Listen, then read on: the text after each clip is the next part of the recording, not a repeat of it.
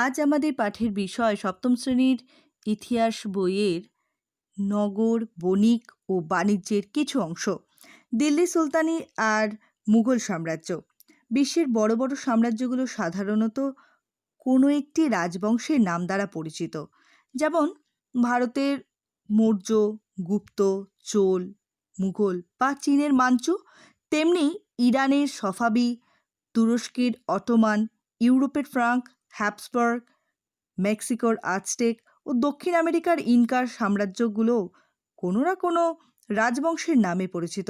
তবে এর ব্যতিক্রমও আছে, যেমন প্রাচীন বিশ্বে এথেন্স বা রোম শহরকে কেন্দ্র করে গড়ে ওঠা সাম্রাজ্য, তেমনি দিল্লি সুলতানি বা বিজয়নগরের সাম্রাজ্যগুলিও এক্ষেত্রে ব্যতিক্রম। এই সব ক্ষেত্রে রোম সাম্রাজ্য বা দিল্লি সুলতানি নামটাই থেকে গেছে। দিল্লি সুলতানিতে যে রাজবংশ ক্ষমতায় আসুক না কেন, শহরটির গুরুত্ব কমেনি। পরবর্তীকালে মুঘল আমলে যেমন বারবার শাসনকেন্দ্র বদলেছে, দিল্লি সুলতানিতে তা হয়নি। সবকটি শাসক বংশ দিল্লিকেই তাদের ক্ষমতার কেন্দ্র বানিয়েছে। খ্রিস্টীয় ষোড়শ শতকে মুঘল সাম্রাজ্যের শক্তিকেন্দ্র আগ্রা, ফতেপুর সিক্রি, লাহোর। আকবরের শাসনকালে মুঘল সাম্রাজ্যের শাসনকেন্দ্র বারবার বদলেছে। দিল্লি সুলতানির মতো এখানে কোনো ভৌগোলিক এলাকার ক্ষমতার কেন্দ্র ছিল না। মুঘল শাসক কোথায় অবস্থান করছেন সেটাই ছিল গুরুত্বপূর্ণ। মুঘল আমলে আগ্রা, ফতেপুর সিক্রি, এলাহাবাদ, লাহোর প্রত্যেকটি শহর ছিল অতি সুরক্ষিত, প্রায় দুর্ভেদ্য দুর্গনগরী অথবা শাসনকেন্দ্র। শেখ সেলিম চিশতির স্মৃতিধন্য সিক্রি গ্রামে আকবর তৈরি করেন নতুন রাজধানী ফতেপুর। তবে আগ্রা দুর্গ শহর হওয়ায় কখনোই এর গুরুত্ব কমেনি। জলের অভাবে ফতেপুর সিক্রি ছেড়ে আকবর লাহোরে চলে যান 1585 খ্রিস্টাব্দে। সেখান থেকে উত্তর পশ্চিম সীমান্তে নজর রাখাও বেশি সুবিধাজনক ছিল। ফের 1596 খ্রিস্টাব্দে থেকে আগ্রা থেকেই মুঘল শাসন পরিচালনা করা শুরু হয়। গঙ্গা ও যমুনার সন্ধিস্থলে বানানো এলাহাবাদ দুর্গ থেকে গঙ্গা যমুনা দোয়াব অঞ্চলের ওপর নজরদারি করা যেত। রাজপুতানার আজমের ও উত্তর পশ্চিম সিন্ধু নদের পাড়ে তৈরি আটক দুর্গ ও তার কিছুটা পূর্ব দিকে রোহটাস দুর্গ ছিল অবস্থানগত কারণে গুরুত্বপূর্ণ। এই কেন্দ্রগুলোর সাহায্যে সিন্ধু, যমুনা, গঙ্গা অববাহিকার সুবিশাল উর্বর সমতল অঞ্চলের জনগণ কৃষি, শিল্প ও অন্যান্য প্রাকৃতিক ধন সম্পদের ওপর নিয়ন্ত্রণ বজায় রাখা যেত। আকবরের আমলে বুন্দেলখণ্ডের প্রধান দুর্গনগরী গোয়ালিয়র, রাজপুতানার চিতোর ও রণথম্বর এবং দাক্ষিণাত্যের অসিরগড় দুর্গ মুঘলরা দখল করেছিল। তবে হিন্দুস্তানের উত্তর ভারতের দুর্গগুলোই ছিল মুঘলদের প্রধান শক্তি কেন্দ্র। এবার আমরা দিল্লির লাল কেল্লা সম্পর্কে জেনে নেব। দিল্লির লাল কেল্লা। লালকেল্লার আয়তন আগ্রা দুর্গের দ্বিগুণ। এর পূর্ব দিকে যমুনা নদী এবং পশ্চিমে পরিখা। দুর্গের 4টি বড় দরজা, 2টো ছোট দরজা ও 21টি বুরুজ ছিল। দুর্গের মধ্যে এক ভাগে ছিল রাজপরিবারের বাসস্থান, অন্যদিকে বিভিন্ন দপ্তর। সেই সময় 91 লক্ষ টাকা খরচ করে এটি বানানো হয়েছিল। দুর্গ ও শহরের মধ্যে নালা দিয়ে সেকালে জল বয়ে যেত। এই জলবাহী নালাগুলোকে বলা হতো নেহর ই বিহিশত, স্বর্গের খাল। ইসলামী রীতি অনুযায়ী এগুলোকে সাম্রাজ্যের সমৃদ্ধির প্রতীক ভাবা হতো। তাহলে দিল্লির লালকেল্লাটা তোমরা খুব ভালো করে পড়বে। আর এখান থেকে আর একটা বিষয়ও তোমরা জানতে পারলে, নেহর ই বিহিষৎ কি, সেটাও তোমরা জানতে পারলে। এবার আমরা জেনে নেব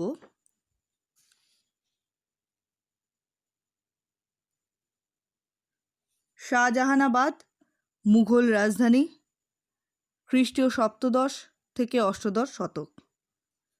দিল্লিতে সুলতানি আমলে যে শহরগুলি গড়ে উঠেছিল তাদের থেকে খানিকটা দূরে যমুনা নদীর পশ্চিমে একটি উঁচু জায়গায় শাহজাহানাবাদ গড়ে উঠেছিল। বাদশাহ শাহজাহান সুলতানদের আমলে দিল্লি শহরের ধ্বংসাবশেষকে রাজধানী হিসেবে বেছে নেননি। তিনি একটি নতুন এলাকার শহর পত্তন করে সার্বভৌম শাসক হিসেবে নিজেকে প্রতিষ্ঠা করতে চেয়েছিলেন। এই শহর বানানোর সময় ইসলামী ও হিন্দু শাস্ত্র অনুযায়ী পরিকল্পনা করা হয়েছিল। এর থেকে প্রমাণিত হয় যে মুঘল শাসকরা ততদিনে ভারতীয় হয়ে উঠেছিলেন। মুঘলদের রাজধানী বদল আগ্রা থেকে শাহজাহানবাদ দিল্লি। যমুনা নদীর পাড় ভেঙে আগ্রা শহর ক্রমশই ক্ষতিগ্রস্ত হয়ে পড়ছিল। শহরের পথঘাট ঘিঞ্জি হয়ে পড়ে। আগ্রার প্রাসাদ দুর্গ মুঘল বাদশাহ জাঁকজমকপূর্ণ অনুষ্ঠানের জন্য আর যথেষ্ট বড় ছিল না। তাই তৈরি করা হলো শাহজাহানাবাদ, শাহজাহানের শহর। এতে ভারতের রাজনীতিতে দিল্লি শহরের যে গুরুত্ব তাকেও স্বীকার করা হলো। শাহজাহানাবাদ তৈরি হয়েছিল 1639 খ্রিস্টাব্দে। তাহলে কবে শাহজাহানাবাদ তৈরি হয়েছিল? 1639 খ্রিস্টাব্দে।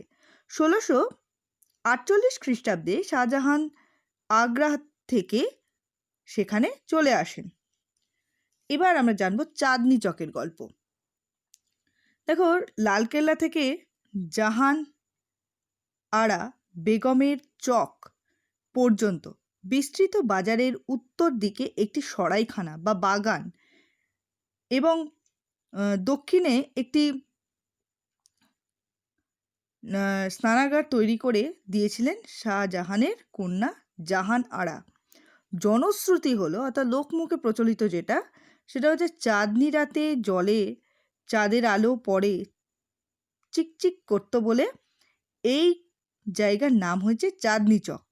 আবার এও গল্প আছে যে ওই বাজারে সোনা রূপোর টাকার ঝিলিকের জন্য চাঁদনি চক নামটি তৈরি হয়েছে। এই শহরের মুখ্য স্থাপত্যগুলো হলো লাল রঙের বেলে পাথরের তৈরি কিলা মুবারক, লালকেল্লা নামেই বিখ্যাত, ও জামা মসজিদ। শাহজাহানাবাদ শহরকে ঘিরে একটি খুব উঁচু ও বিরাট পাথরের পাঁচিল তৈরি করা হয়েছিল। এর গায়ে 27টা বুরুজ হচ্ছে স্তম্ভ, ও অনেকগুলো ছোট বড় দরজা বানানো হয়েছিল, যার মধ্যে 7টা বড় দরজা ছিল। বড় দরজাগুলো আজও আছে। শাহজাহানাবাদেরও নাগরিক বসতি ছিল মিশ্র প্রকৃতি। এই নাগরিক বসতিটা খুব ভালো করে তোমরা পড়বে। দেখো, বলছে এখানে নানা শ্রেণীর মানুষ বসবাস করত, নানা ধরনের বাড়িতে।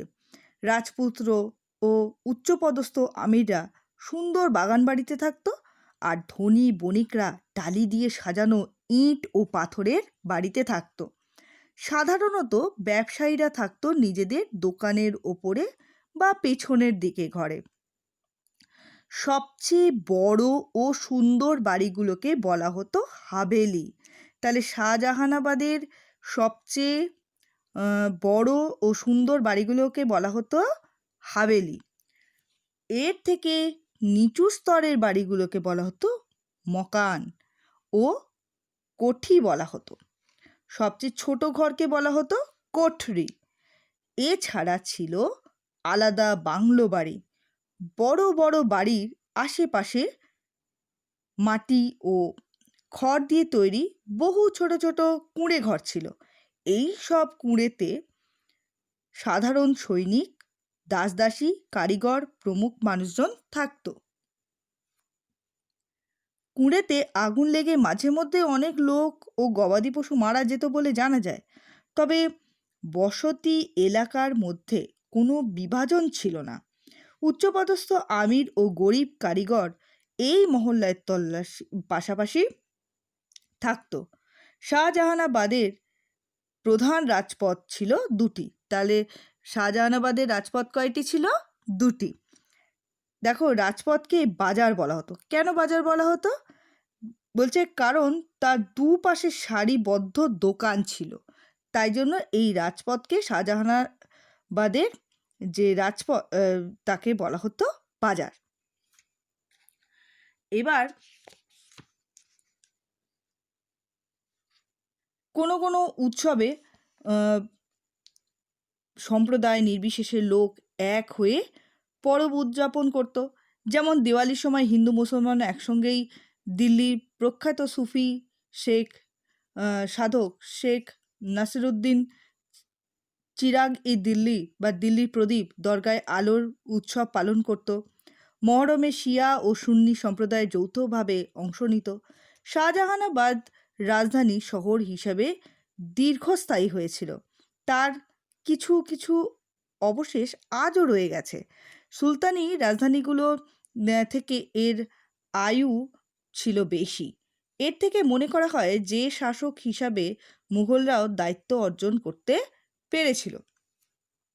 এবার চলে আসব বণিক ও বাণিজ্য। দেখো, খ্রিস্টীয় ত্রয়োদশ শতকের থেকে শুরু করে অষ্টাদশ শতকের ভারতবর্ষের বণিকরা দেশের এক প্রান্ত থেকে আরেক প্রান্তে ভারবাহী পশুর পিঠে করে কিংবা পালতোলা নৌকা ও জাহাজে করে মালপত্র নিয়ে যেত বেচা কেনার জন্য। ভারতের বাইরে থেকেও অনেক ভিনদেশি বণিক ভারতে আসতো বাণিজ্য করবার জন্য। এছাড়া দেখো, এখানে বলা হচ্ছে যে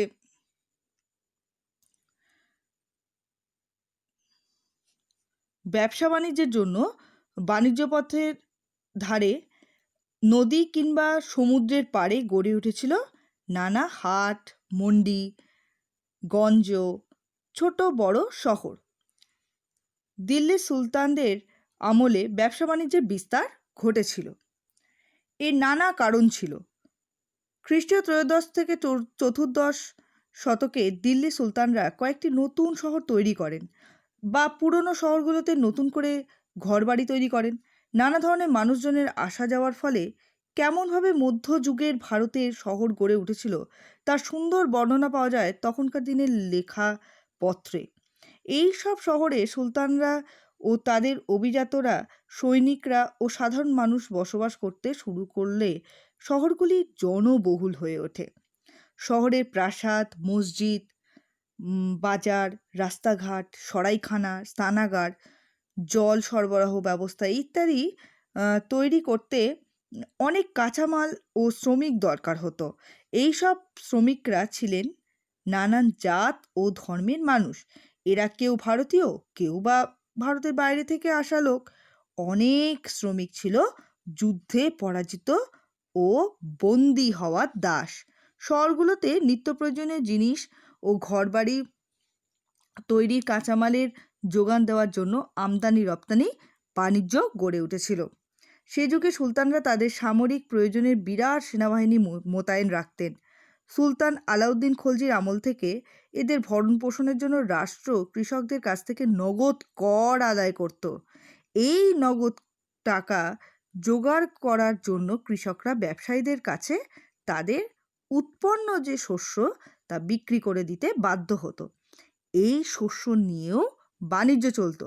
তাছাড়া সুলতান ও অভিজাতদের বিলাস প্যাশনের জন্য প্রয়োজনীয় মূল্যবান জিনিসের ব্যবসা সে যুগের বাণিজ্যের আরও একটি বৈশিষ্ট্য।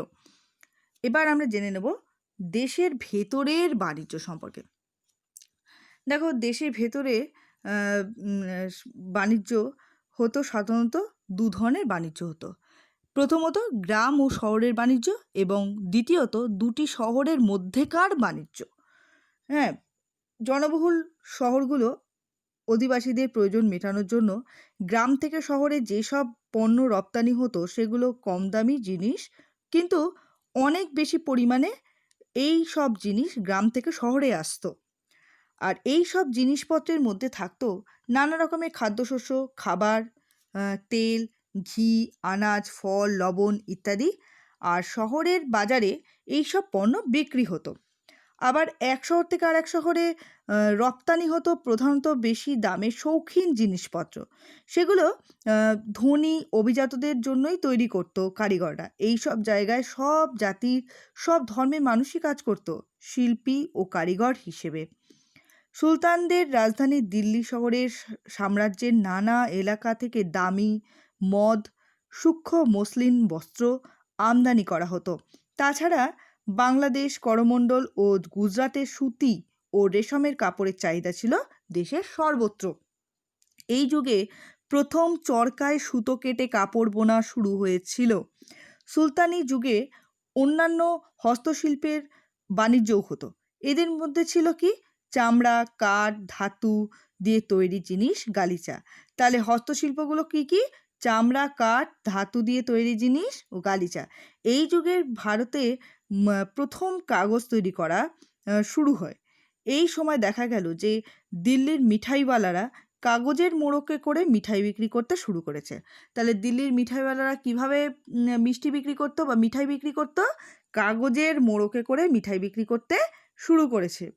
আর এই সময় যোগাযোগ ব্যবস্থারও উন্নতি ঘটেছিল। রাস্তার ধারে ধারে পথিকদের জন্য গড়ে উঠেছিল সরাইখানা। সেগুলোতে পথচারী বা বণিকরা তাদের মালপত্র সহ বিশ্রাম নিত। কর আদায় এবং ব্যবসা বাণিজ্যের সুবিধা জন্য দিল্লির সুলতানরা তঙ্কা, রূপোর মুদ্রা, ও জিতল হচ্ছে তামার মুদ্রা নামে দুই ধরনের মুদ্রা চালু করেছিলেন। এগুলোর মান ছিল যথেষ্ট ভালো।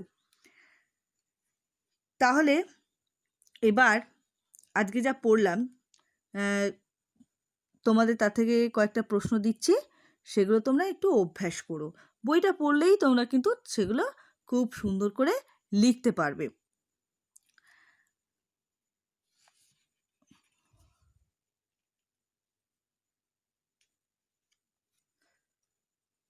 দেখো, প্রথম প্রশ্নটি হলো, কত খ্রিস্টাব্দে আকবর ফতেপুর সিক্রি ছেড়ে লাহোর চলে যান? দ্বিতীয় প্রশ্নটি হলো, হাভেলি কি? তৃতীয় প্রশ্নটি হলো, দিল্লির মিঠাইওয়ালারা কিভাবে মিঠাই বিক্রি করত? চতুর্থ প্রশ্নটি হচ্ছে, শাহজাহানাবাদের প্রধান রাজপথ কয়টি ছিল? একই সঙ্গে রাজপথকে বাজার বলা হতো কেন? আর পঞ্চম প্রশ্নটি হচ্ছে টিকা। টিকা লেখো। দিল্লির লালকেল্লা। আবার বলছি, কত খ্রিস্টাব্দে আকবর ফতেপুর সিক্রি ছেড়ে লাহোর চলে যান? এটা হচ্ছে প্রথম প্রশ্ন। দ্বিতীয় প্রশ্ন হচ্ছে হাভেলি কি? তৃতীয় প্রশ্নটি হচ্ছে দিল্লির মিঠাইওয়ালারা কিভাবে মিঠাই বিক্রি করত? আর চতুর্থ প্রশ্নটি হচ্ছে শাহজাহানাবাদের প্রধান রাজপথ কয়টি ছিল? একই সঙ্গে রাজপথকে বাজার বলা হতো কেন? পঞ্চম প্রশ্নটি হচ্ছে দিল্লির লালকেল্লা টিকা লেখো। দিল্লির লালকেল্লা। যা পড়লাম আশা করি তোমরা সেটা বুঝতে পেরেছ। তোমরা বইটা ভালো করে পড়বে। বইটা ভালো করে পড়লে পড়াগুলো আবার মনে পড়ে যাবে, আর সেগুলো তোমাদের লিখতেও বেশ সুবিধা হবে। যে প্রশ্নগুলো দিলাম সেগুলো দেখো, খুব সহজই প্রশ্নগুলো, কারণ যেহেতু তোমরা এখন সেটা পড়লে, তাহলে সেটা তোমাদের কাছে আরও সহজ হয়ে গেল। তোমরা কিন্তু সকলেই পারবে যদি বইটা একটু ভালো করে লক্ষ্য করো। বইটা লক্ষ্য করলেই কিন্তু তোমরা যে কোনো প্রশ্নের উত্তর খুব সহজেই দিতে পারবে। আজ এই পর্যন্তই।